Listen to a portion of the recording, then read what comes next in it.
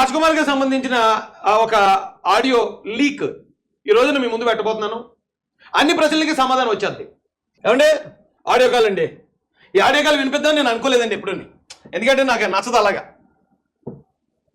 ఇది వాళ్ళ అబ్బాయి నాతోటి మాట్లాడిన ఆడియో కాల్ అండి. ఆడియో కాల్ అంతా కూడా వినిపించట్లేదు నేను, ఎందుకంటే ఎథిక్స్ కాదు నాకు తెలుసు.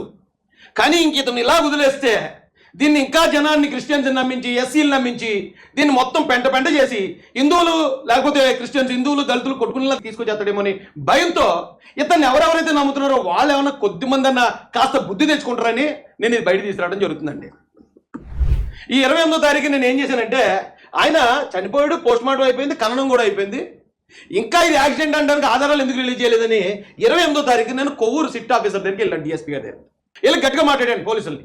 ఎప్పుడు దాకా ఎందుకు రిలీజ్ చేయకపోవాలి, ఎందుకు మీరు డబుల్గా మాట్లాడుతున్నారు అది అని చాలా గట్టిగా, ఎందుకంటే బురద తినేస్తున్నారు మమ్మల్ని పట్టుకుని. కరెక్ట్గా ఈ రోజు నాకు హర్ష్ కుమార్ గారు అబ్బాయి ఫోన్ చేశాడు.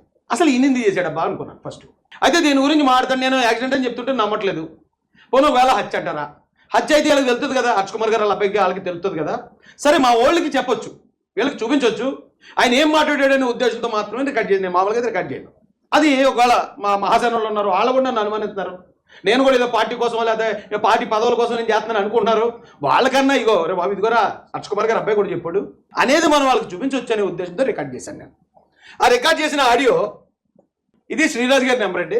ఏమనుకోకండి, శ్రీరాజ్ గారు మనం ఆ రోజు ఫ్రెండ్లీగానే మాట్లాడుకున్నాం.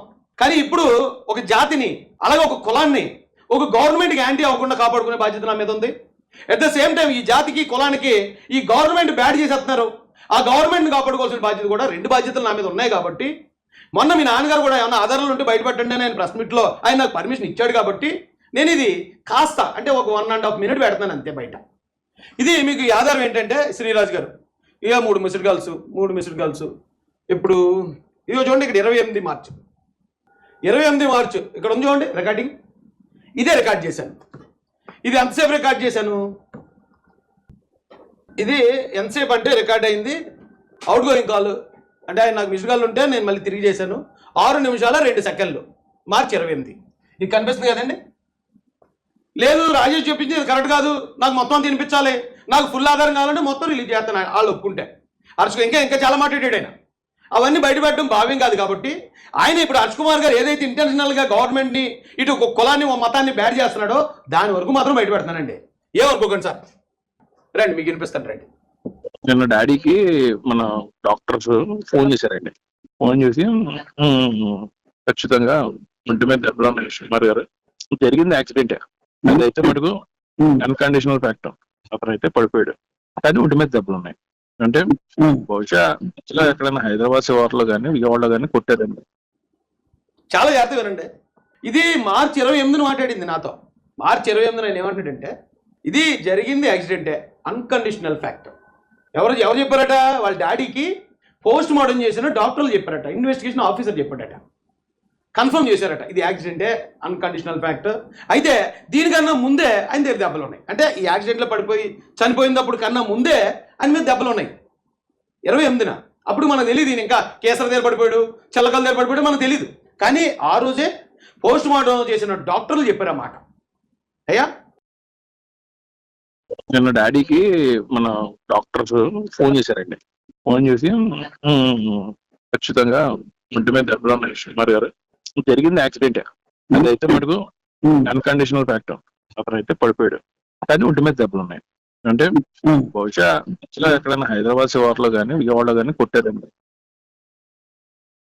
హైదరాబాద్ శివార్లో కానీ లేకపోతే విజయవాడ దగ్గర కానీ కొట్టారేమో, అంతకుముందు కొట్టారేమో, అంటే మరి ఆ కొట్టుకొని గాయాలు అయ్యి ఉన్నాయి కదా, కొట్టారేమో అంటే అప్పుడు ఆయన డౌట్, జెన్యూన్ డౌట్ అది.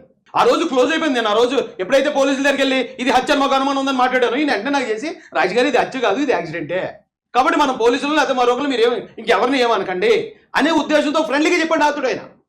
అప్పటికి ఆయన కూడా జెన్యూన్ ఉన్నాడు. హర్ష్ కుమార్ గారు మొత్తం టోటల్ చేంజ్ చేసాడండి.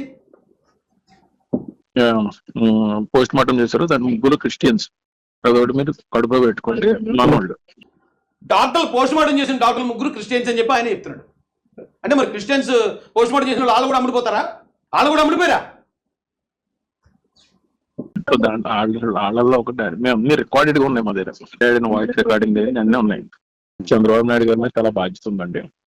హైదరాబాద్ నుంచి ఆంధ్రప్రదేశ్ వరకు ఎక్కడో దగ్గర ఆయన వీడియోస్ కానీ మీరు కానీ ఓపెన్ చేసి ప్రూవ్ చేయగలిగితే మేము అందరం మీ వైపే ఉంటాం. కానీ అది ప్రూవ్ ఆయన ఏమడిగాడండి?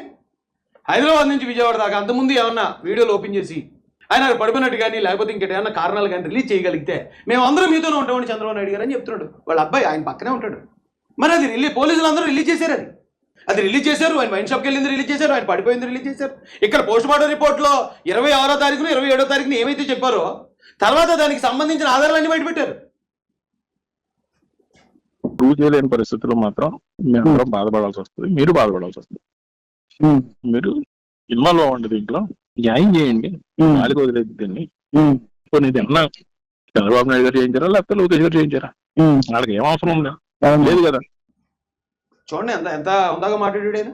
ఇప్పుడు ఇది గాలి కుదిలేదండి, ఇన్వెస్టిగేషన్ చేయమనండి. ఎప్పుడు 28ని మార్చి 28ని మాట్లాడాడు అంటే అప్పటికి ఇంకా ఎంత సిట్ వేస్తారని లేకపోతే ఇంత పెద్ద స్థాయిలో ఎంక్వైరీ జరుగుతుందని ఆయన ఊహించలేదు. కాబట్టి చంద్రబాబు నాయుడు గారికి లోకేష్ గారికి చెప్పండి, ఒకవేళ ఏమైనా ఇందులో ఏమైనా చంద్రబాబు నాయుడు గారు లోకేష్ గారిని చంపిస్తారు వాళ్ళకేం అవసరం అండి అని హర్ష కుమార్ గారు పెద్ద అబ్బాయి చెప్తున్నాడు.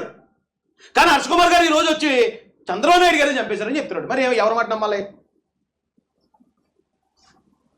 ఏమంటే నేను ఎదురుగా చెప్పేస్తున్నాను కదా, 100% 100% ఇన్వెస్టిగేషన్ ఆఫీసర్ నాన్నగారికి ఫోన్ చేసి ఎవరైతే పోస్ట్ మార్టం చేశారో ఆయన ఫోన్ చేసి 100% ఇది ఆయన ఒంటి మీద దెబ్బలు ఉన్నాయండి, అనుమానాస్పదంగా ఉన్నాయి, అతను ఎవరో కొట్టారు, దాంతోనే అఫ్ కోర్స్ ఇది డ్రంక్ అండ్ డ్రైవ్, ఇదంతా స్టమక్ లో అఫ్ కోర్స్ ఇది డ్రంక్ అండ్ డ్రైవ్ ఎప్పుడు చెప్పారండి?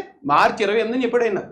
నేనే బయటపెట్టలేదు ఇప్పుడు దాకా, నాకే అది అది కన్ఫర్మ్ అవ్వలేదు. అబ్బాయి ఆయన తాగడు కదా, ఆయన తాగాడంటారేటి, ఈయన హర్ష్ కుమార్ గారు అబ్బాయి కూడా తాగాడంటారేటి, అది పోస్ట్ మార్టంలో కనపడేమో రోమరేమో, అది రోమరేమో అనుకున్నాను. ఎప్పుడు 30వ తారీఖున ఎప్పుడో ఆ టానిక్ వైన్స్లోది ఆ ఫుటేజ్ వచ్చేదాకా అప్పటి నుంచి ఇప్పుడు దాకా నేనే మాట్లాడలేదు దాని గురించి. ఈయన 28వ తారీఖున చెప్పాడు డ్రంక్ అండ్ డ్రైవ్. అది అఫ్ కోర్స్ ఇది డ్రంక్ అండ్ డ్రైవ్, ఇదంతా స్టమక్ లో ఇదేదో ఉందంట, కానీ కానీ కానీ ఆ దెబ్బలు కూడా ఉన్నాయి కదా, ఎవడో పొడిగోళ్ళకో పెద్దదాగి వచ్చినట్టు ఉన్నాడు.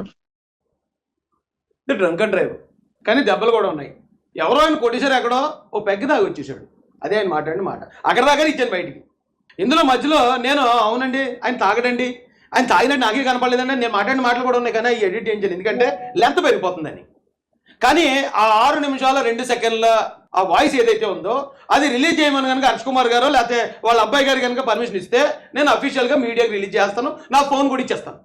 నా ఫోన్లో రికార్డ్ చేసిందే ఆ కాల్ లాగ్ నుంచి నేను అది వినిపిస్తాను. పక్కా ఎవిడెన్స్. డ్రంక్ అండ్ డ్రైవ్ అని కన్ఫర్మ్ చేశాడు ఆయన. అంతకన్నా ముందు ఎక్కడో పడిపోయాడు, దెబ్బలు అదే ఎవరో కొట్టాడు అనుకున్నాడు, అప్పటికి దెబ్బలు ఉన్నాయని కన్ఫర్మ్ చేశాడు. ఇది చంద్రబాబు నాయుడు గారికి లోకేష్ గారికి ఏం సంబంధం లేదండి అని కూడా చెప్పాడు ఆయన. 3 డాక్టర్లు కూడా క్రిస్టియన్ డాక్టర్లు అండి, వాళ్ళే కన్ఫర్మ్ చేశారండి మాకు. కానీ 28వ తారీఖున ఎలా చెప్పేస్తాడండి ఆయన? ఇప్పుడు తాగడం లేదనేది మనకు 30 దాకా తెలీదు, లేదా ఆయన అంతకుముందే పడిపోయాడు చింతన దెబ్బలు ఉన్నాయనే విషయం మనకు 1వ తారీఖు ఏప్రిల్ 1, 2, 3 ఆ తారీఖుల దాకా తెలీదు. మరి ఆ రోజు హర్ష్ కుమార్ గారు అబ్బాయి తెలిసిందంటే హర్ష్ కుమార్ గారికి తెలియకుండా ఉందా? ఆ రోజు డాక్టర్లు అది యాక్సిడెంట్ అని కన్ఫర్మ్ చేశాక, అది డ్రంక్ అండ్ డ్రైవ్ అని కన్ఫర్మ్ చేశాక ఈ రోజు యాక్టింగ్ ఈ డ్రామాలు ఏంటి? మళ్ళీ ఈ డ్రామాలు మీరు చేస్తున్నది కాకుండా మీరు ఒక కులాన్ని మతాన్ని అడ్డుపెట్టుకునే నాయకుల్లో మాట్లాడుతూ మీరు గవర్నమెంట్కి ఏంటి చేస్తున్నారు? మేమేమో ఈ వర్గాల్ని గవర్నమెంట్కి కలపాలి, గవర్నమెంట్కి ఎలాగైనా అనుసంధానం చేయాలి అని చెప్పి మేము ప్రయత్నిస్తూ ఉంటామా? మీరేమో ఎప్పటికప్పుడు చెడగొడుతూ ఉంటారా? ఏం పద్ధతి అండి ఇది?